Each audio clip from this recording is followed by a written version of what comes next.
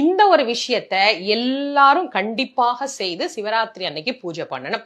ஒரே ஒரு வில்வ இலையாவது இந்த 3ஆம் காலத்துல நம்ம சுவாமிக்கு வச்சிருந்தோம். அது ஏன் அப்படின்னா ஒவ்வொரு காலமும் ஒவ்வொருவர் வழிபாடு செய்தது. முதல் காலத்துல பிரம்மதேவர் வழிபாடு பண்ணினார். 2வது காலத்துல மகாவிஷ்ணு வழிபாடு பண்ணினார்.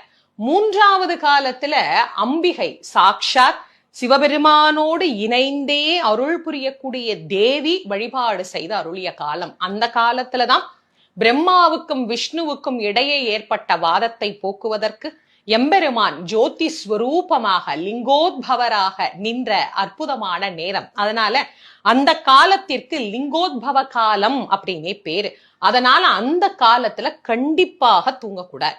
அடுத்து 4ஆம் காலம் தேவர்கள், ரிஷிகள், மானுடர்கள்னு அனைவரும் வழிபட்ட காலம். நான் இன்னைக்கு கண் முழிச்சு என் அப்பனை பார்க்க போகிறேன்.